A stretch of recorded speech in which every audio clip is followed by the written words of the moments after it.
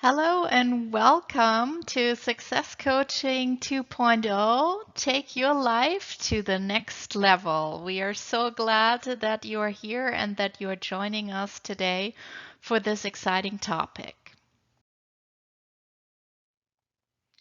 Before we take a deeper dive into the material, we highly recommend that you take advantage of the research guide on Amazon that we have created specifically just for you and for your success. The title is listed here in red, and here are the steps for you to take. First, please stop this video, go to Amazon, and then type in the research guide's title that is printed here in red into the search bar. Then you get directly to the research guide. You can download the guide and use it for this training, but also as a future reference and a resource. Due to the time constraints that we have, not everything that is listed and referenced in the research guide will be covered in this particular training. So therefore, it is highly recommended that you do obtain the research guide that was created specifically just for you and for your success. So let's get started. Stop the video, download the guide, and then once you have done that, turn the video back on and let's get started.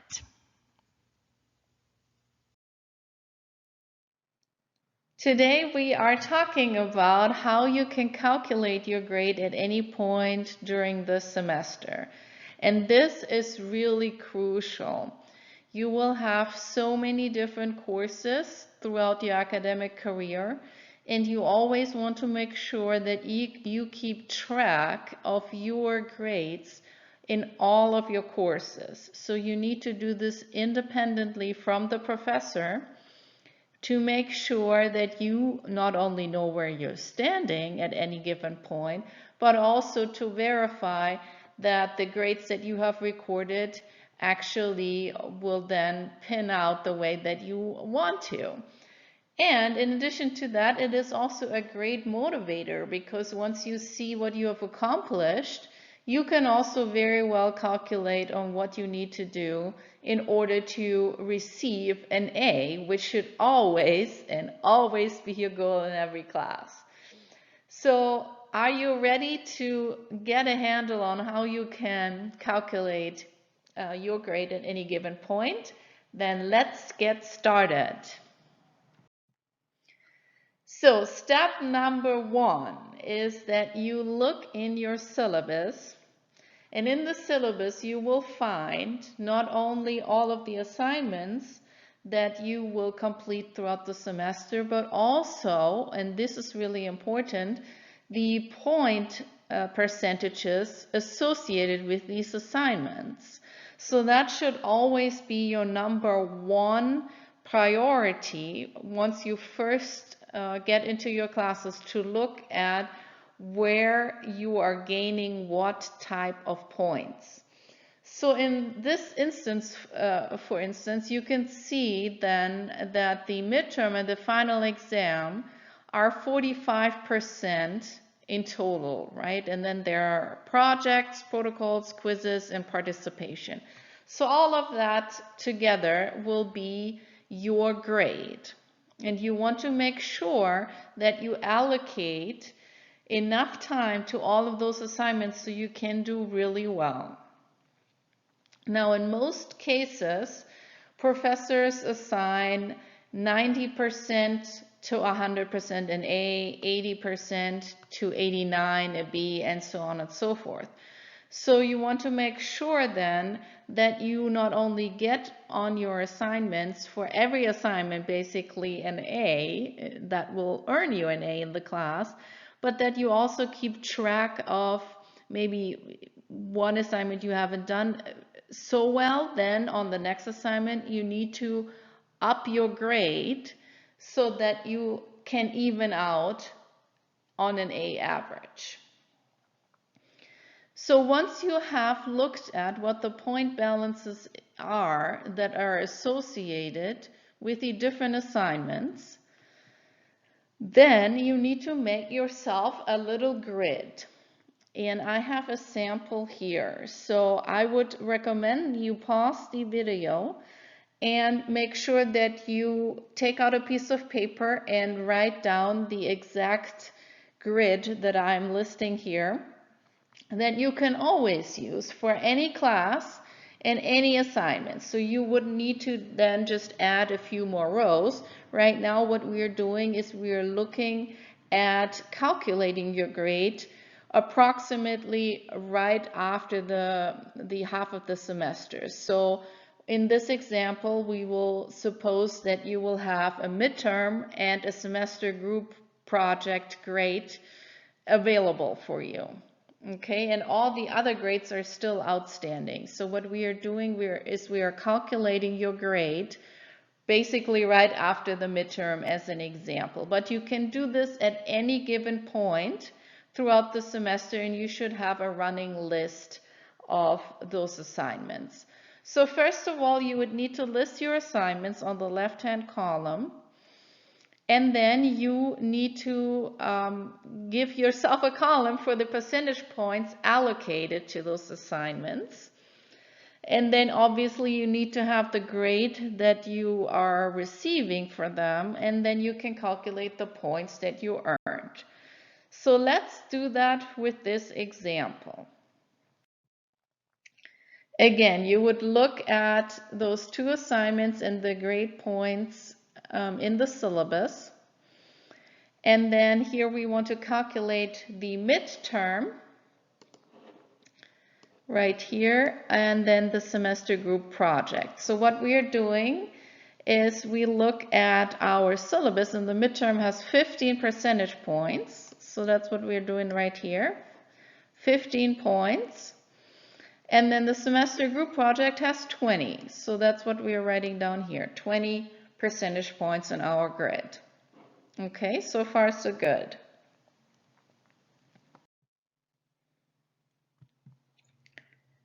So then the next step, once we have done that, is that we need to calculate the total for the percentage points that we have earned so far.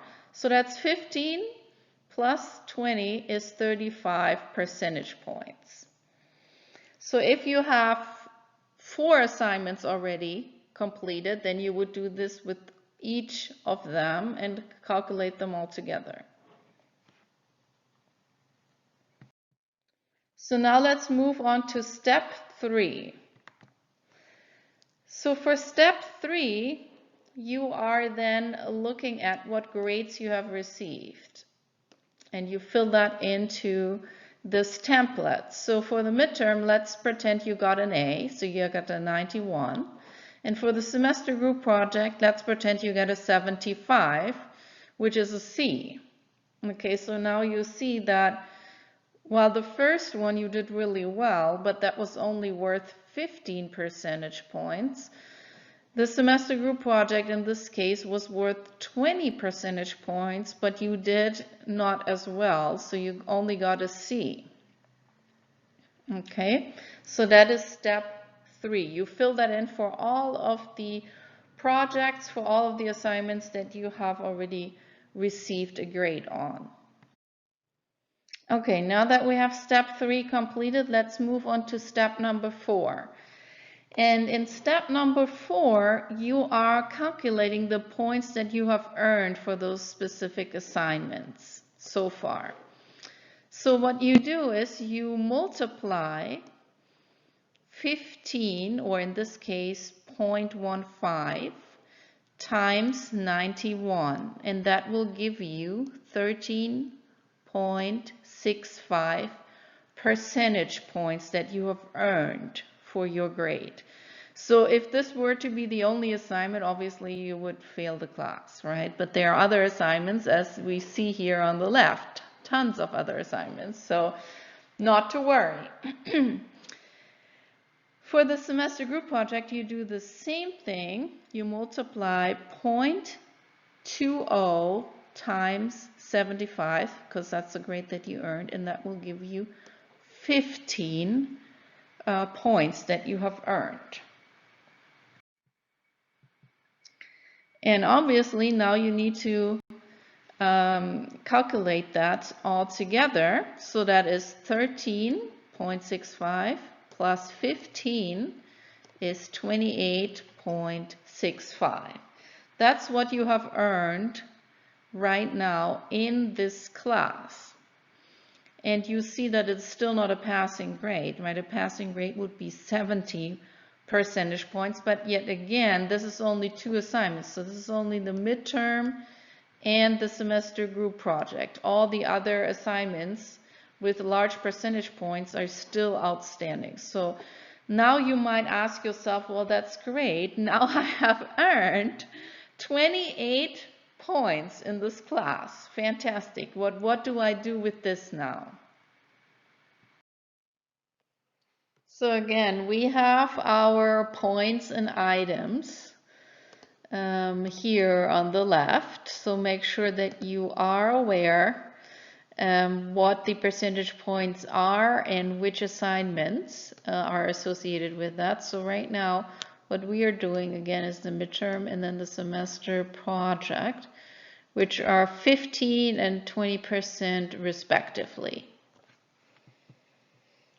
And so remember that we calculated here in this grid the different percentage points. So 35% is our percentage points allocated, and then 28% is the points that we have earned out of the 35. So now in order to calculate what grade we got at any point throughout the semester, you would need to follow this formula. And let me just preface by saying that in order for this to work, obviously, you need to have the grades associated with the different assignments you're calculating your grade for. So for instance, right now, as I said before, we only have those 2 assignments, right? Only those 2. So that's why we are able to calculate the grade only based on those assignments. If you have more assignments already graded, then you would obviously include those. So in our example, you have the total points earned in green divided by the total percentage points allocated. And this is the formula you need to write down, because this is the same formula no matter how many assignments you have. And if you have 50 different assignments, as long as you know what the percentage points are here on the left that are associated with the different assignments, you can do this calculation. So we have 28% divided by 35%. That's what we calculated here down below, right? And so if we do the calculation, then we got an 81, which is a B. The reason why we got an 81 is because in the first assignment, yes, we did get an A. That's this one, we got a 91, right? But in the second assignment, we got a C. We got a 75, okay? The first assignment was worth 15 points, while the second assignment was worth 20 points, okay? So for the second assignment, we did worse. So that means that 20% is weighed heavier than 15%, and so it's going to pull your grade down a bit. That's why you got an 81. But the good news is that for this calculation, in this particular example, you only got 2 assignments that are graded yet. So the midterm and the semester project. And based on this particular syllabus, you still have the final exam, the final group project, the protocol, then 5% for the quizzes and 5% for the participation. In total, that is 65% that are still missing. So if I were to give you an advice on this course and how you're doing right now, yes, you got an 81, which is a B. That's true. But there are still 65% outstanding. which means that if you do well on the 65 outstanding possible percentage points, then you can still get an A in this course. So again, my philosophy is, if you do sign up for courses that have a lot of assignments, such as this one, it is totally beneficial for you, because if you have a lower grade on one of the assignments, there is still so much left that you can really pull your grade up. As in this example, you got a C, right, on the semester project. On this one, you got a C. But you can still very well earn an A in this course if you pull really good grades for the remainder of the semester and the rest of the assignments. So that is something I would look for if I were you, to have a grading distribution that is comprised out of a lot of assignments, so that if you do mess up, you can still catch up and still get an A. And I would really recommend that you keep track of your grades in this particular manner. So for instance, if you had 3 grades already, let's pretend you got the midterm, the semester project, and then the protocol, then you would basically fill in those 3 assignments in the grid. So you would add here another line, right? And then you calculate everything based on that. And obviously your total grade will change based on those assignments. But you can really do this at any point, and so you should do this at any point, so you always know where you're standing and you always can see whether or not you can still pull things around. Because this is a great motivator to know that, yes, maybe you did one of those assignments not to its fullest potential, you can still pull things around. And if you calculate your grade, then you will see, well, you got here in this example 65% still outstanding, and you will have all the opportunities to just still turn things around and make an A. Versus if you do not calculate your grade, you might think because you got a C, now all is lost, which is not. So I hope that this helped you, and I hope that it is an easy tutorial for you to follow whenever you are calculating your grade. Keep this tutorial handy and just play it back and follow along the different steps whenever you're calculating your grade until you feel comfortable just doing it on your own. And you should, again, do this for all of your courses moving forward, and keep a really good and accurate log of all the grades that you have received and how much they are worth in total for the semester and the course.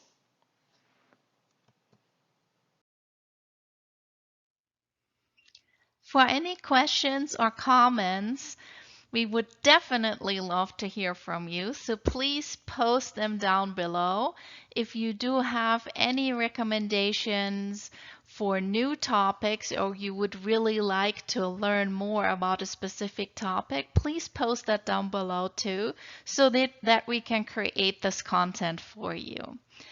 Also, please keep in mind that new research guides with brand new information are constantly coming out for you, and they are available in the About section of this channel when you click on Books on Amazon.